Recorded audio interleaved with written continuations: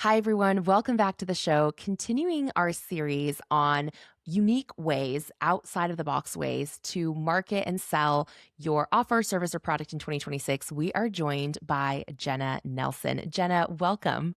Thank you for having me. I'm excited to be here. So excited to have you. For those of you who are new to Jenna, she is a nationally recognized AI strategist and advisor helping founders simplify systems, strengthen visibility, and build businesses that attract attention without constant hustle.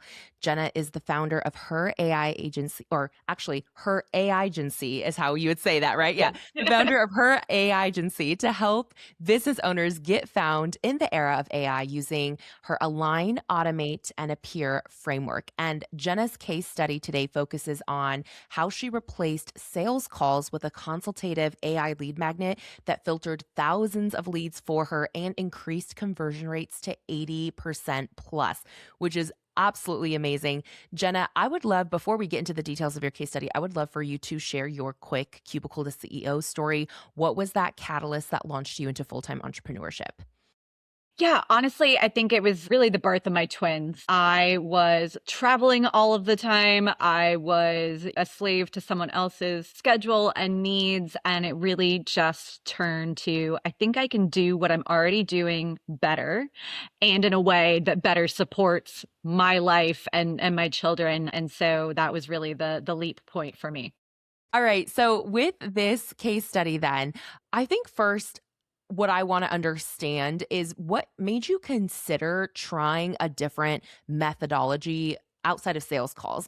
Were you doing sales calls previously and they weren't converting well enough for you? Or was it more of a time capacity slash enjoyment thing that made you look elsewhere for a solution? Yeah, so it was definitely more of the time. I was spending a lot of time in those sales calls and they did convert pretty well, but still that's a lot of time eaten up.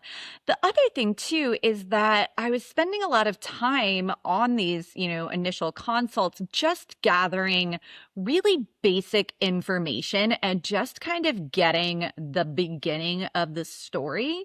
So I wasn't really spending a lot of time with these clients talking about true strategy or, something that really felt tangible and helpful to them. It was a lot of just kind of background information, small talk type of stuff, and just getting a feel of about where they were at. So what I love now is that by the time they actually do get on the phone with me, we're past that stage. We're already at a point where, I'm helping, we're talking, real strategy, we're moving the ball forward, and it doesn't feel like a bad, like, first interview or first date, as opposed, those first initial sales calls can be really painful for everybody sometimes. Like, tell me about yourself.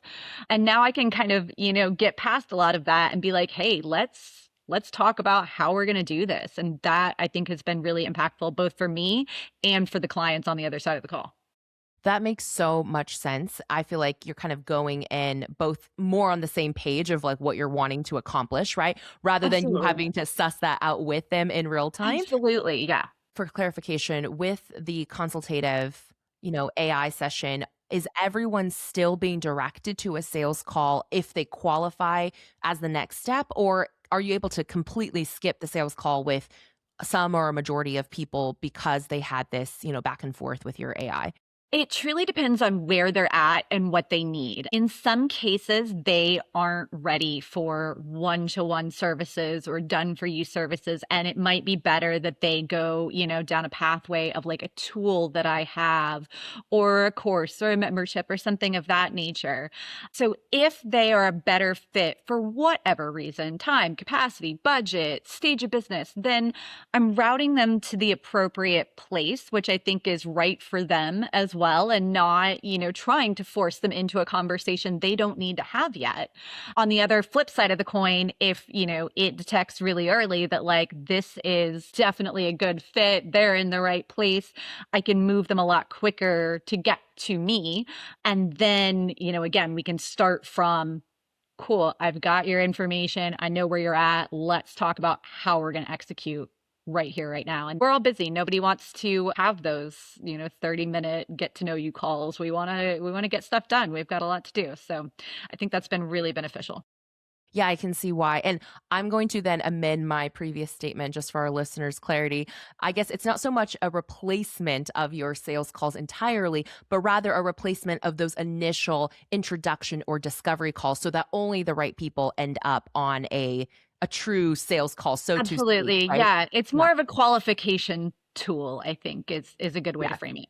Okay, that's great. And just so people have context on what this tool even is, right? Yeah. So your agency builds AI tools, AI solutions, and what you've done is with this AI lead magnet, you call it your ad strategist bot. It functions as a client-facing strategist instead of a basic opt-in freebie. So it's like a front-end system where people are able to hop on and have this dynamic conversation. Can you explain a little bit more what that process actually looks like high level? And then later in this conversation, we'll kind of dig more into the details of like exactly what that flow looks like. Sure, absolutely. So, from a high level perspective, what it does is it helps the user qualify if they're ready for paid ads because there are a lot of people that it's not the right fit for. And I never want to put anybody down a paid ads pathway that isn't going to be successful. That's a big investment. And I don't want, it's not always the right answer yet. If their funnel isn't clear, if their offer isn't clear, if they don't have the right budget, they're not necessarily a fit. And so what it does is it walks them through, an initial evaluation that gives them either a readiness check of, yep, good to go. This is a good candidate for paid ads, or no, maybe not. And here's why. And then it routes them in the appropriate manner. If it's, hey, you don't even have a landing page yet and a nurture sequence, then I'm routing them to a funnel consultation. And we need to get you a funnel before you run paid ads. Like if, you're trying to run paid ads to your homepage, that's a really bad idea. Don't do that. On the other hand, maybe their budget is not as high as I would like to see it for paid ads. Then it routes them to, you need to put that budget at the ads themselves and not at the management of it because you're going to dilute the spend too much. So it just figures out where they're at and then it routes them to the next best step. And that is really effective because then, they walk away with an initial transformation. They walk away with, I thought I wanted ads. Now I realize I'm not ready. I know what I need. Or I thought I wanted ads. I need to wait till I have more of a budget. Or I'm ready. I passed all of her checks. Let's go. Let's launch. And that part is where the magic happens. I love that you frame it that way, like they already leave even that initial touch point with your brand with a transformation because clarity is a transformation, or even making a decision is a Yeah. transformation. I think a Yeah. lot of people overlook that. They assume transformation has to mean like another type of Sure. result or knowledge, gained, but really it's that clarity piece. So I Yeah. love that you pointed that out. Do you have other freebies or lead magnets that you're currently using in your company, or is this the true only, like this has replaced all of your other opt-in mechanisms? It hasn't replaced everything. I certainly still do, some freebies and templates and things like that. There's certainly a place for that, but ultimately, this is the best front door pathway. And I think it gives the most value to the client, the potential client, and on my end, as far as qualification goes. But, there's certainly still some supporting content and things like that out there. But I think I treat those more as like, truly what they are. They're freebies. They're like, hey, I already have this. Let me give it to you because it helps, but not necessarily as a lead qualification step. Right. No, that completely makes sense. And I guess as a lead qualification step, one could argue if you were playing devil's advocate, right? Like, okay, all of the qualification aspects can be theoretically accomplished through, an in-depth intake form.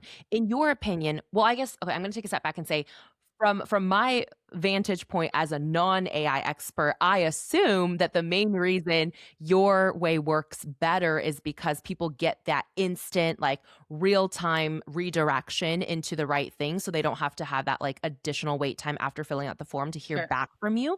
Sure. But are there other benefits to doing it this way that you have found in your business versus just having someone complete a more, in-depth Sure. questionnaire that, yeah, I may not be aware of? Sure. Yeah, there's several. The first one that comes to mind is that what I do is I bake in some like consultative tidbits, some things that are just really helpful. So it's not just, you fill out a form and you send it off and then, maybe I call you, we get on a call, but, it will literally respond in the same way that I would because it's been trained on exactly my processes. And it would say, hey, your landing page looks great, but it is missing a clear call to action above the fold. That's really necessary for paid ads. That's something we're going to want to get on there. So, like, there's little micro coaching tidbits that I think provide a lot of value. Mhm. Right. And that happens immediately. So, to your point, it sets a great brand tone because they are getting a brand experience with me right away without ever me having to touch it. That can happen at 3 o'clock in the morning while I'm asleep, that they're up worrying about their ads and going through this ad strategy bot and they're getting live coaching right then and there. So that I think is probably my biggest selling point of the whole thing. The second is completion rates.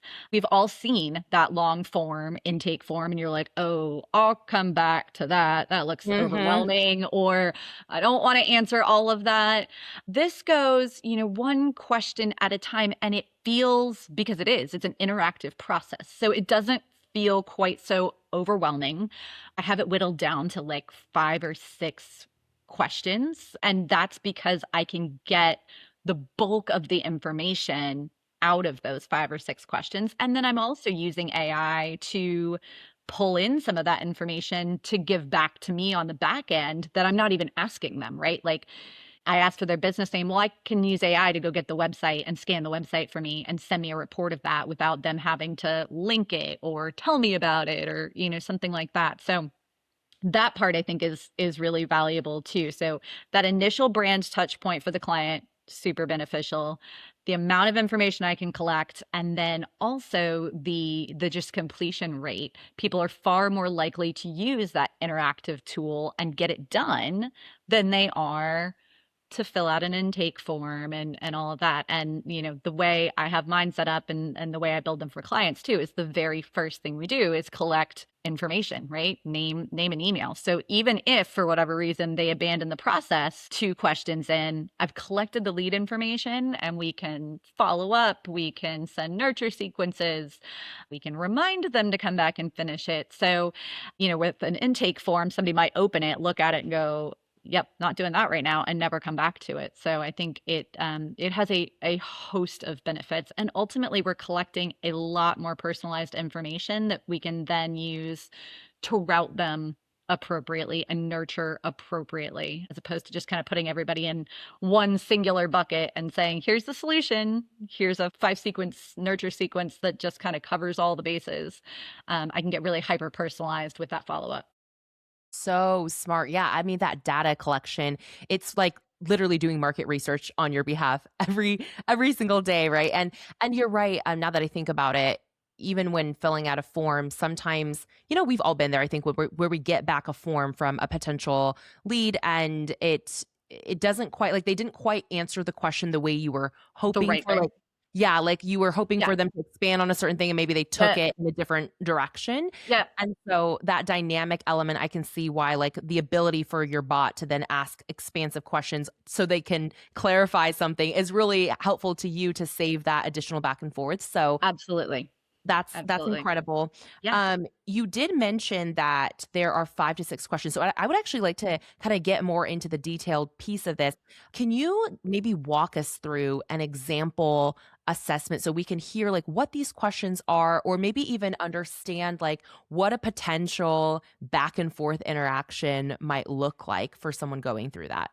Yeah, absolutely. So again, the entry point is, hi, name, email. I will get you a report after this with some more information. So I'm giving them, something tangible in addition Ooh, to this process. They're also getting like a follow-up report from me. I like that. We do like a website scan. There's a whole process of stuff they get on the back end, but collect that information. My very first question is, do you have, and this is again for paid ad strategy. So my very first question is, do you have a proven organic converting offer? That's really important. I never want anybody to come to me with a brand new offer they've never sold organically and say, let's do paid ads. Unless you've got a monstrous, Fortune 500 budget, that's not where you start, right? Like, we need to see that it's going to get the traction, that it's going to work, that people are happy with it organically before we throw paid ad spend at it. So that's my first line of questioning is like, does this already sell? If it does sell, then check, they move, kind of to the next phase. And if not, it kind of, coaches them in that way of, hey, this is better for a proven offer. I like to start with something that is converting, has a high conversion rate already organically. If it's hard to convert organically, it's going to be even harder with cold paid traffic. So we need to address that conversion statistic on the front end. So that's kind of question number one. Question number two, and then obviously, there's a bunch of branches they can go to here, but kind of the normal logical flow. After that, I ask, to hear the rest of this episode and unlock weekly subscriber-only content and community access, join us as a premium subscriber at cubicletoceo.co/podcast. The link is below in our show notes.